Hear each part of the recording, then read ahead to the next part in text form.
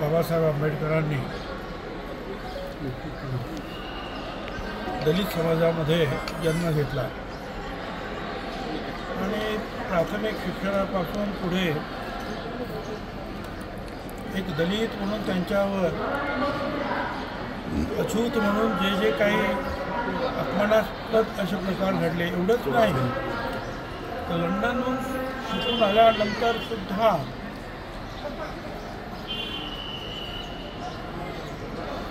सयाजीराव महाराजांच्या पदरी तिथे नोकरीला राहिल्यानंतर सुद्धा सयाजीरावांनी त्यांना मदत केली, परंतु त्यांच्या कार्यालयाचे लोक तिथं सुद्धा त्यांच्यापासून दुरावा राखायचे. पाण्याचं याचं त्याचं हात लावणं, फायली त्यांच्याकडे देणं आणि हे सगळं पाहिल्यानंतर त्यांनी असा विचार केला की आपण किती सांगितलं तरी ते काही शक्य होत नाही या धर्मामध्ये. आपल्याला काय वागणूक आहे या सगळ्या समाजानं, कोट्यावधी समाजानं जनावरांपेक्षा जास्त वागणूक. महात्मा ज्योतिराव फुलांनी तेच सांगितलं होतं, माणसाप्रमाणे यांना वागणूक द्यायला पाहिजे. हे काय चाललं आपल्या धर्मामध्ये. आणि मग 13 ऑक्टोबर 1935ला बाबासाहेब आंबेडकरांनी इथे येवल्यामध्ये धर्मांतराची घोषणा केली आणि सांगितलं हिंदू धर्मात मी जन्माला आलो, हिंदू धर्मात मी मरणार नाही. आणि मग पुढे नागपूरच्या दीक्षाभूमीमध्ये त्यांनी स्वतः सुद्धा बौद्ध धर्माची शिक्षा घेतली आणि आपल्या करोडो लोकांना बौद्ध धर्माची शिक्षा दिली. जगातलं हे एकमेव उदाहरण आहे कारण धर्मप्रसारासाठी लोकांनी तलवारी चालवल्या, गोळीबार केला. बाबासाहेब आंबेडकरांनी रक्ताचा एक थेंबही न सांडता करोडो लोकांचं धर्मांतर एकाच वेळेला त्या देशामध्ये केलेला आहे. त्या अगोदर त्यांनी अनेक धर्मांचा अभ्यास केला.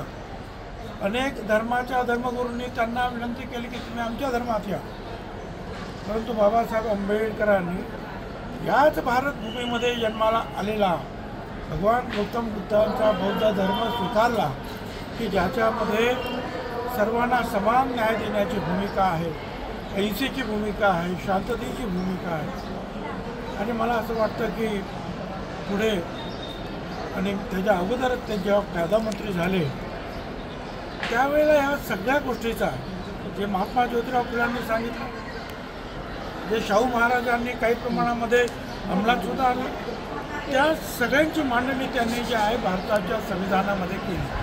आणि मग कायद्यानं जे आहे अस्पृश्यता दूर करण्याचा कायदा त्यांनी तो केला.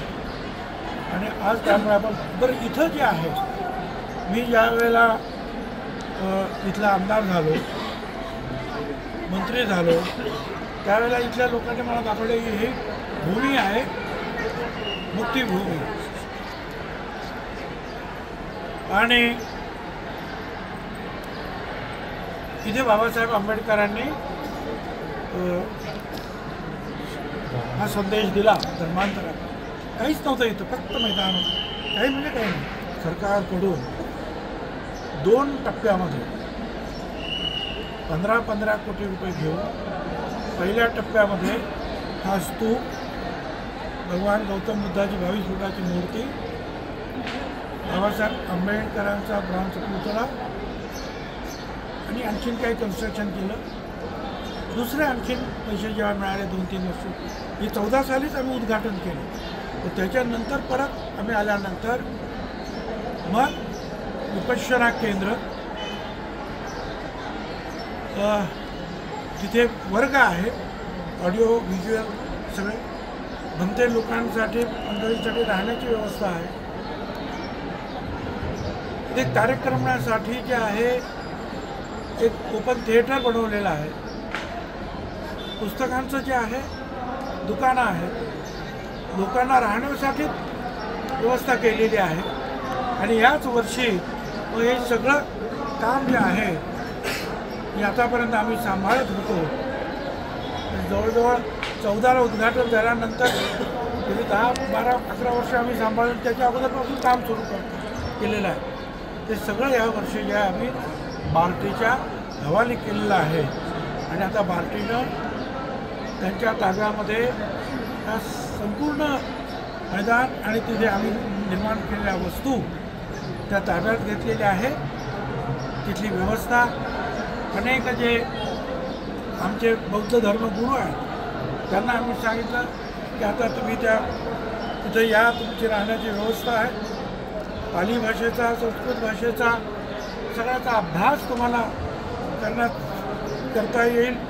लोकांना त्याची शिक्षासुद्धा तुम्हाला देता येईल. आणि सगळ्या व्यवस्था आता इथे आहे. पाण्यापासून कुठल्या प्रकारची व्यवस्था आहे. तर याचा निश्चितपणे जे आहे ते महाराष्ट्रातल्या नव्हे देशातलं एक अतिशय चांगलं असं केंद्र निर्माण झालेलं आहे. बाबासाहेबांच्या आयुष्यातल्या 3 भूमी ह्या महत्त्वाच्या आहेत. त्यातली पहिली भूमी मुक्तीभूमी, जिथे दीक्षा घेतली ती दुसरी भूमी दीक्षाभूमी, आणि तिसरी ज्या तिथं महापरिनिर्वाण झालं ती चैत्यभूमी. आज किती अनुयायी साहेब येतील असं काही नाही.